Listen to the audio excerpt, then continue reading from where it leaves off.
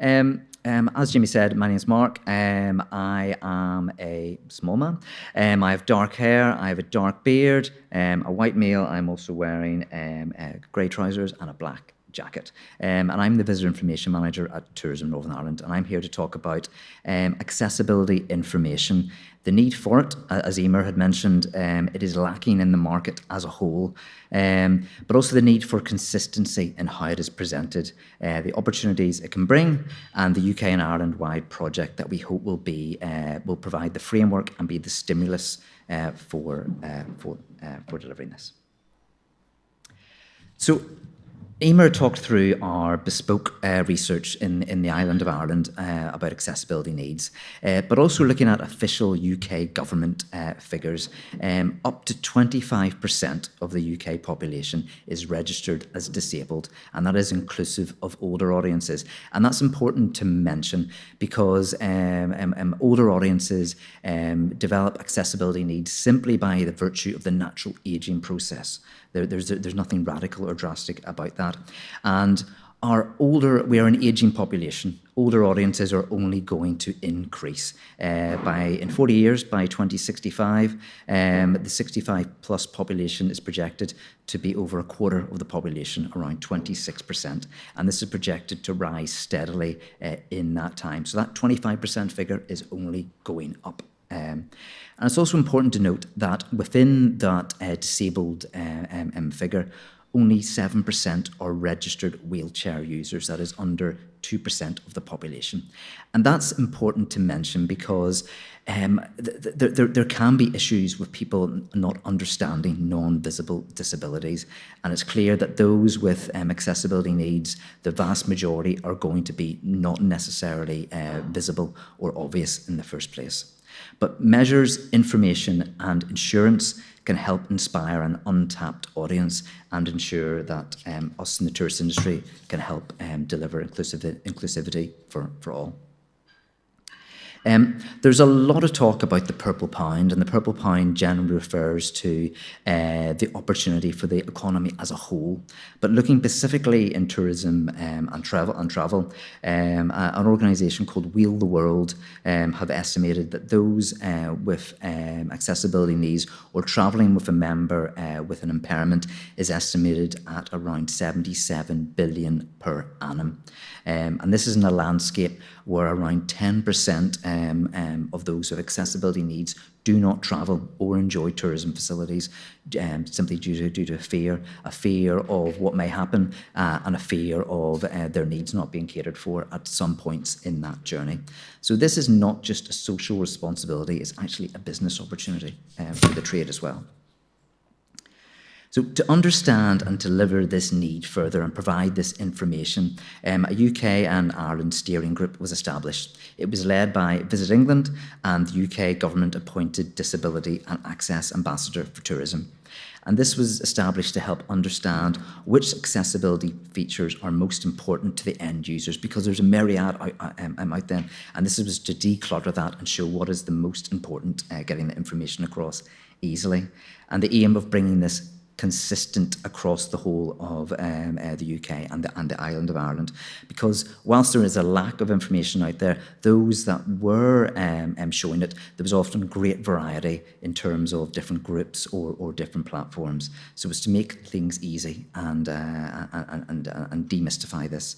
So in terms of the representation, it was representation from all the national tourist boards in the UK and Ireland, Visit England, Visit Scotland, Visit Wales, Tourism Northern Ireland and Fáilte Ireland as well.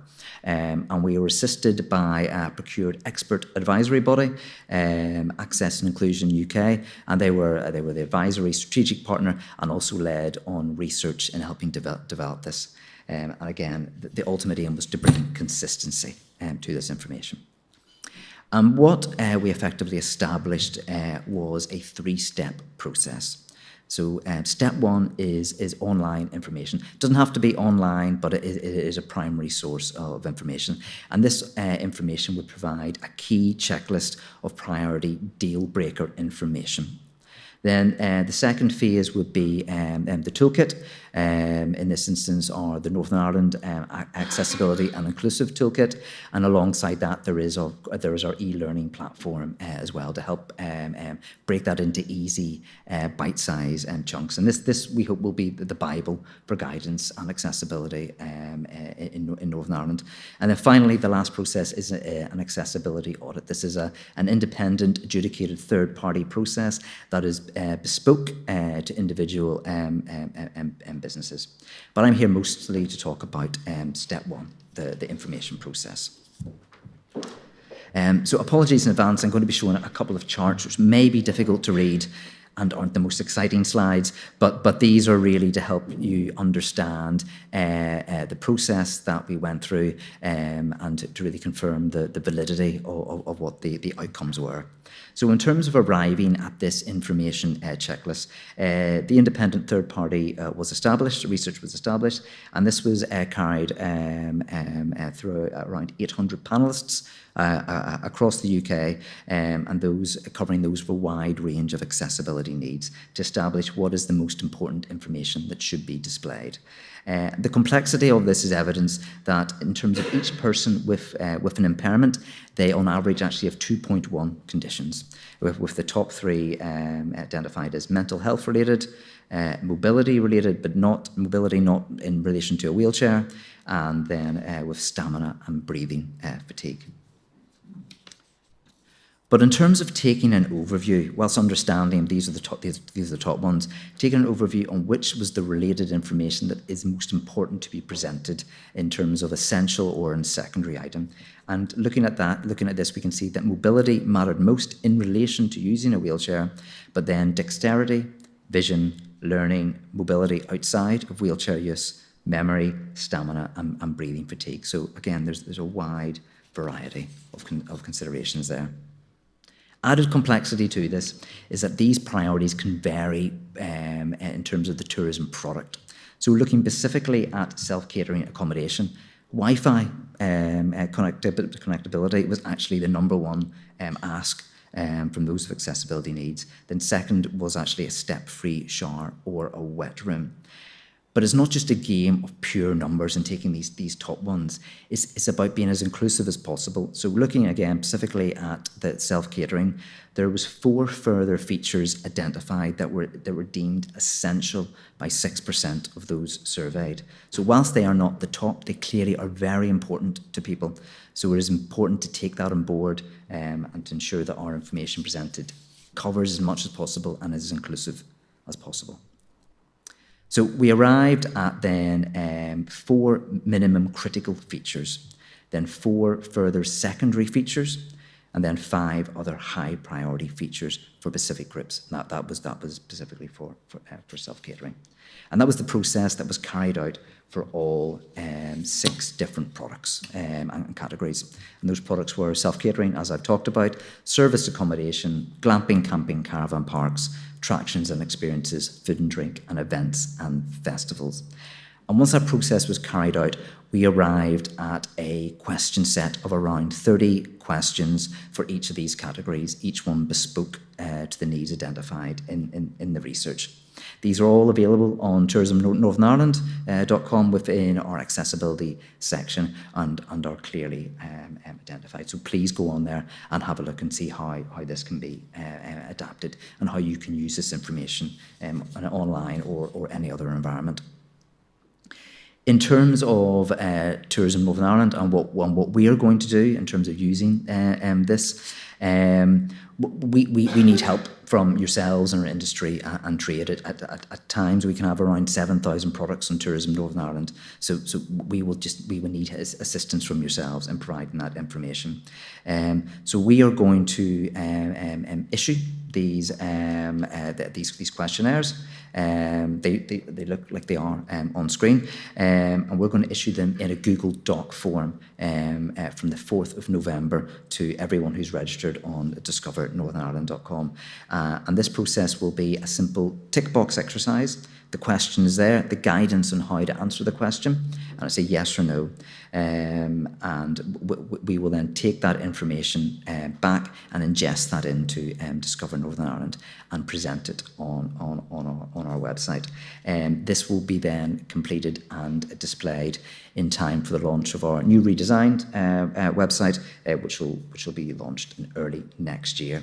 For anyone who doesn't come back to us with that information, once the website is launched, any product listing or product owner is able to go in and update their listing themselves. It doesn't have to be done in that process, but we are keen to get many people on board as possible. So when the new site launches, we can be as accessible as possible in terms of the information we are presenting.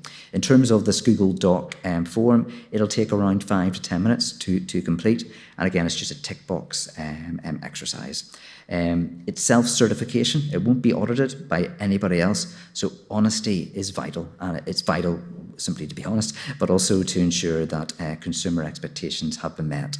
And the guidance and description provided is designed to ensure that there is as limited accidental errors as possible. So whilst this first stage in terms of information and primarily online information is vital, and we hope will be transformative to the end user and the industry, it is just the first step. The first step is often the most important, and we believe this specific one will help deliver a firm foundation of information across Northern Ireland and then beyond through the other national tourism organisations. But much greater information and guidance is available on our toolkit, as Emer has discussed, and alongside the e-learning platform as well. Neither the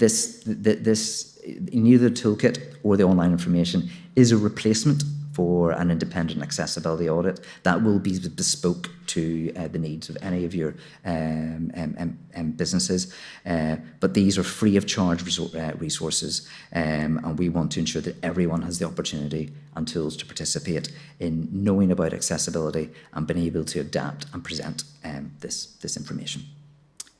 And that's me. Thank you very much for listening to me. If anyone has any questions or wants to discuss this any more, please come up and speak to me during the comfort break or the lunch break. And now I'm going to play you one of our best practice videos, and this time it is the Ramada Hotel. Ramada by Wyndham. So my name's Claire Smallwood and I am the operations manager here at the Ramada Hotel. Our business, I think it kind of starts from the first call that they're coming. They want to book a room, and if they book an accessible room with us, we will always ask, is there anything that we can do, from a personal level? It doesn't have to be a tick box scenario. Is there anything, personal to you that will make your experience here better? It could be something small, it could be something big, and certainly if it's something that we can do, we will accommodate. We can offer them vibrating pillows if they have, hearing issues. If there's a fire alarm, we can do that. We can offer braille menus. There's lots of things we can do, to make sure that their stay is comfortable. And we can also offer interconnecting rooms so that they have that freedom, to be on their own, to feel like they're here on their own. But also maybe if a carer's here, they don't have to be in the same room with them as well. Belfast, it's a really vibrant city, and it's really, for me, being within the 30 age range, we've come out of a dark time, and things are in the past now, and we're looking ahead, we're looking to the future, we're looking at a brighter time, but there's loads of different reasons, the social cohesion of it, the economic benefits as well, and the range of people that can bring into the city. Once they feel comfortable to come into Belfast and know that we can accommodate them, then there's a range of things we can kind of outreach to them. Obviously, we're looking at the JAM initiative. So JAM is a platform that opens up to the diverse guest. They download an app basically, and it'll give them a list of businesses and places that are what we call JAM friendly.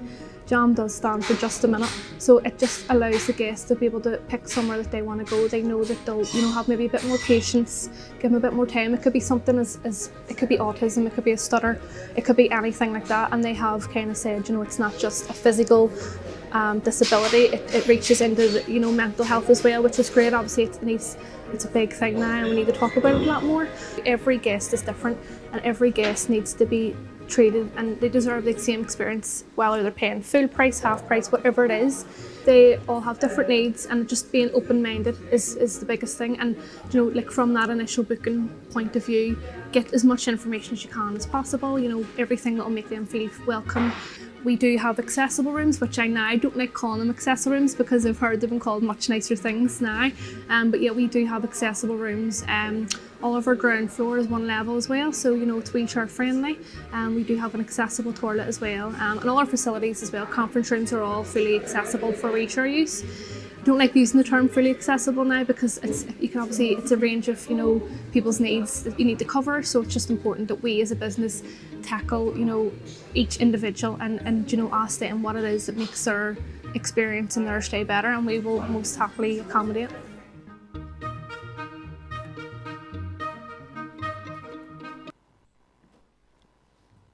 Thank you very much.